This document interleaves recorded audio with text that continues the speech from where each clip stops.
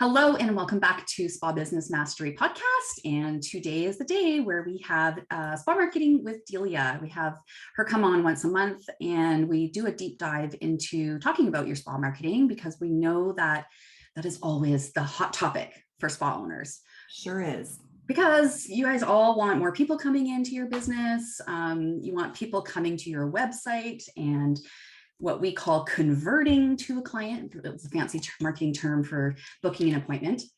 Now, the problem is that most spa owners have bootstrapped their spa business, meaning you didn't have a whole lot of money, whether you were into your own savings or maybe a family member loaned it to you. But for the most part, spa owners have bootstrapped their business. And so what that means when it comes to putting a website together, you are doing it yourself. And luckily there are a lot of really easy website platforms to create a website from.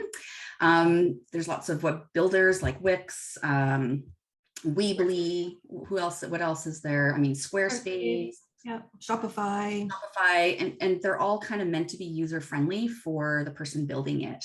Mm-hmm. And, a lot of times all you have to do is just pick a template for whatever platform you decided on and huzzah, all of a sudden you're a web designer.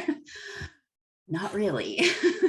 Yeah. So, really what we want to talk about today is kind of bringing up why your website is actually not working for you, even though it should be. And what you probably notice is that you're maybe getting slower bookings coming from your website. And because you are not a web designer, web developer, part of the biggest problem here is you don't know what you don't know. So we're going to dive in today and kind of pick that apart for you. Yeah, and like you said, Kirsten, your website should be doing the heavy lifting for you and converting and getting those clients to book. But the issue is that spa owners aren't web developers. We're not web strategists, right? So there's so much strategy that goes behind a strong lead generating website that brings people onto your site, that keeps people onto your site and gets those people to book. And so, like you said, you've had all the fun in creating it, and it's exciting, and it looks pretty. It looks pretty. And then it's like that's the easiest part. Picking the template is the easiest part. But then you get crickets after because you have this expectation of like, okay, people, this is great. It looks good. It sounds good. People should be coming on and booking just like that. So, and unfortunately, we're in 2022 and, it's no longer, it's been a long time since, build it and they will come. It's not like you can just build a website, it's now up and ready for it's live, everybody to see, and then just kind of expecting everybody's going to pile in and, go to your website and book appointments. Just doesn't really work that way. So what the heck is actually going on? Like, you made this pretty website, you've spent lots of time picking pretty stock images, writing out your service descriptions, writing out all your copy. But, like Delia says, this could be, you're not a new business. You've been doing this for a while, but your website just isn't really getting enough clients to your business. Maybe you're getting more word of mouth. Mm-hmm. So, really the bottom line is there's way more to getting, visitors onto your website, keeping them on your website and then getting them to convert to a client than just picking a pretty template and adding stock images. So, this is a reason why, having a website done for you costs so much money is there's all these little tiny pieces of strategy as well as design that you need to know in order for it to kind of turn into a website that actually works for you. Yeah. So, let's take there's a couple of things. I first want to just maybe frame this up for spa owners to kind of for it to understand a little bit better. So web developer, spa owner, say you do facials, you're a skin therapist. It's like, so somebody comes into your business, has a facial, you need the skill to be able to analyze their skin properly. Just as a web developer is able to, look at your current website and go, whoa, okay, I see a whole bunch of stuff here that isn't quite right. Maybe needs a big overhaul. Maybe it just needs some little bit of tweaking. Mm-hmm. They also have extensive training so that they can present to you the correct approach, the best approach to your website, so it actually converts consumers to booking clients. And really what that comes down to is through experience and training, they know what to prioritize and why. So just like giving a facial, your client might come to you and say, right in their consult form, like, I've got acne breakouts. But when you go to look at their skin, they actually have, maybe they're really sensitive, they've been stripping their skin. It's not what they thought the problem was, but because they have that knowledge and expertise, they know what the real problem is. Yeah, exactly. And the last piece is, just like you as a spa owner, your entire focus is whatever, beauty, skin, whatever, waxing, sugaring. You spend your whole days doing that. And so you're way more efficient than a web designer would be doing a facial. It's the same as your web designer. They are in this all day long, and they can be way more efficient at it, creating it and being strategic than we ever could as a spa owner. Absolutely. Yeah. It's a career. Yeah, it really is. Job in itself, right? So, why is your spa website working against you? There's, a few reasons likely that's happening. We just talked about, you're probably bootstrapped and you've made it on your own, and that's totally fine. If that's what you need to do, that's, how a lot of us start out. I made my own. Me too. And so, but that's okay. But that's, one of the reasons why it may be working against you. And I just want to kind of pop in here, like, it may be okay. It's okay to kind of get started, bootstrapping your business, because you don't have enough cash to pay somebody for. Yeah. But at some point, you are going to need somebody who knows what they're doing with your website to polish it all up, because you're only going to get to a certain point in your business with the website you've got, right? Yeah, it's true. Yeah, you can only go so far with what you know, right? So, and maybe you have hired a web developer or web strategist, and they've done your website for you, but maybe you're still not getting those conversions and those bookings that you're looking for, because a lot of times they're not spa industry experts, right? And so we know how quirky and weird the spa industry is. It's service, it's retail, it's team, it can be solo. Like, it is not like this blanket. It's not a blanket. It's not like and clothing retail. No. And so they might not understand maybe like what makes those clients book, and a lot of times you have to provide your own copy.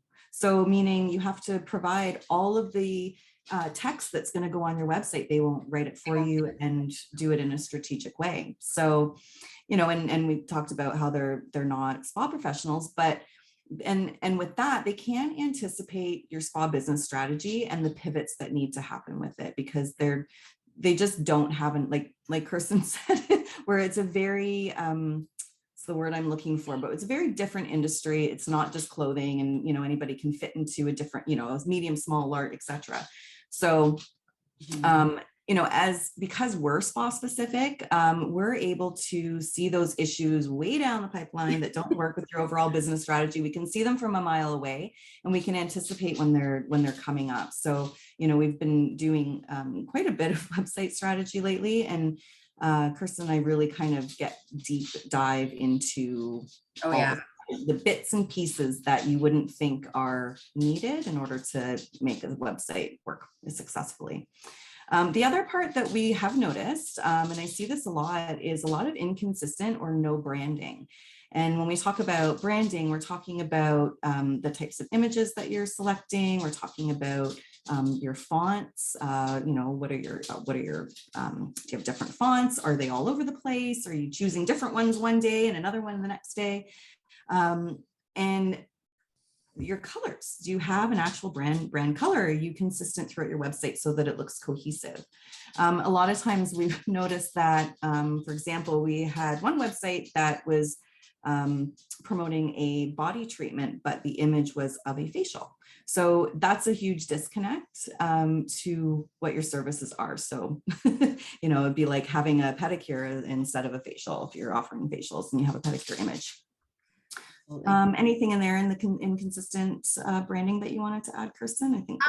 No, it's just it's sometimes hard for spa owners just to keep their branding consistent, because you're in the weeds of your business, and then you pop out and you're supposed to be working on marketing, and it's easy to kind of get distracted what other people are doing and what their brands look like. And I'll try making my post look like this, or I'll try making my image look like this on my website. And it's just like, that doesn't work, because it's kind of, it's a disconnect from what you've already got. So where that can, a lot of spa owners will use Canva, which is a great resource to use, but there's so many options on Canva that it can sway you from, so then that inconsistency might start coming in because you pick a template or something that you like for an image. What else do we have? Well, spa owners are not copywriters. That is truth. We're not copywriters. Some can, we can write really well, but we're not copywriters when it comes to that marketing strategy piece that needs to go in there. And it's so flavored with psychology. Yes. Marketing copy is so flavored with psychology. And if you don't understand that, because that's not your thing, like, you're not a marketer, you're a spa owner and a spa professional. But if you don't understand that marketing is highly psychological, your copy will totally miss the mark, and it will just look like a wall of text on your website. And nobody likes to read a wall of text. Nobody will read a wall of text. They won't. So you need to capture that all your juicy info within a very small piece of text. So, and then, there's vague wording as well too. So we don't want, a lot of text, but we want to make sure that the text that you do have is very clear, very succinct, and right to the point, and tells them exactly what you do, who you serve, how you're going to solve your clients' problems that they have. And that's why they want to come to you. Can we make a promise that we will not use words like pampering or pampering? Not allowed. We will not use, what other words we won't use? That's rejuvenation. Rejuvenation, those like kind of buzzwords that have used to death. Yes. And because they've been used to death, they don't hold much value anymore. People, it's kind of glaze over them. Rejuvenation, blah blah blah. Yeah. Everybody rejuvenates. Everybody does that. How's your rejuvenation better than? That's what we would do. We would be able to take that word rejuvenation, and we would be able to make it compelling and make it different from anybody else. So yeah. All right. So some other issues that we notice on spa websites is, and I think Delia, you already talked about this a little bit, a disconnect with images. And you gave the example of a particular service name and description, and the image right beside it was, so the service description was for body and the image was for a face. So that's one disconnect. But on a broader level, we often see a disconnect of images for ideal clients. So, if you are serving, you only want to be doing anti-aging, pro-aging treatments, and you really are wanting to serve kind of the 45 to 65 demographic, and you have stock images of young women in their 20s and totally polished Photoshop, that's a disconnect. And even your own images, like if you've got your own images and you've got an older clientele, but all your images are of young, before and afters are all young. Before and afters, it doesn't really match up. Yeah. Key info isn't easily found. I see this too a fair amount, where it's like taking too many clicks to book an appointment. So I have seen quite often you get to the services page, and then you have to click something else to get to the facial page, and then you have to click something else to actually book an appointment. Little tip for marketing, digital marketing, make it as easy and quick as possible for people to click a book now button. The more steps you make them take, you will lose them. Absolutely. Another one is your site speed may be kind of laggy, and this often comes up with your images are too large. So if you're downloading images, stock photography images, and you download the biggest one, which looks great for image quality, but it can absolutely slow your site speed down. And the same, I kind of want to tie this in, is like, it's not mobile optimized properly. So most people are viewing websites on mobile. And so if it's not mobile friendly, then it's really a pain to try to figure out, kind of navigate through the site, and people will just click off. Yeah, you just end up losing people because they don't have the patience. People's attention spans are you know, it's like you gotta, like that's why a homepage, when we create a homepage, they need to be super strategic so that people aren't just bouncing off. Yeah, they're going into another page, one more page.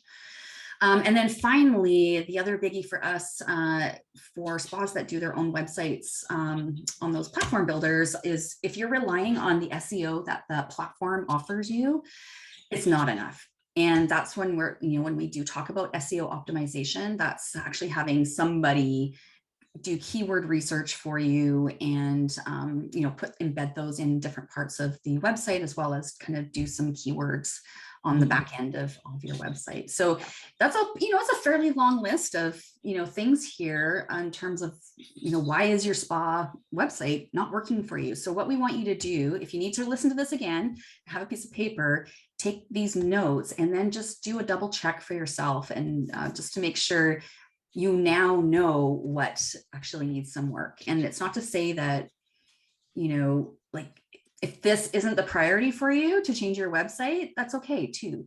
But if you're really struggling to bring in new clients into your business and it's just not happening from your website, you have to fix it. Like, business is too expensive to keep trying different marketing tactics.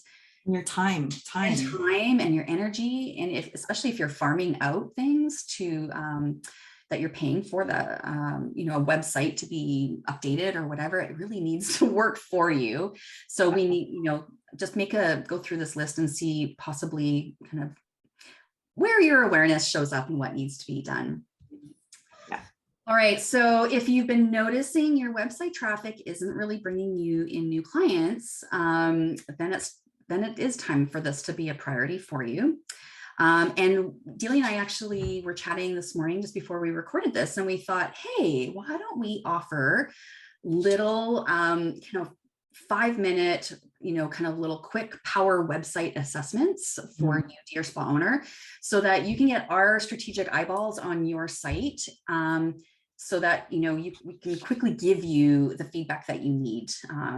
And whether you choose to kind of move forward on changing any of those, that's up to you. But I'm sure you would appreciate spa specific eyeballs on your website to give you a little bit of feedback. So if you would like to take advantage of that with us, then we would like you to send us a DM or an email. You can send it to Kirsten@KirstenFoss.com or send a DM to any one of our socials. And we have 3 questions we want you to answer. The first one is, who is your ideal client? Who's the ideal client that you want? Because that might have changed in the past, couple of years. So who is your ideal client that you want right now? Number 2 is, what is your current niche?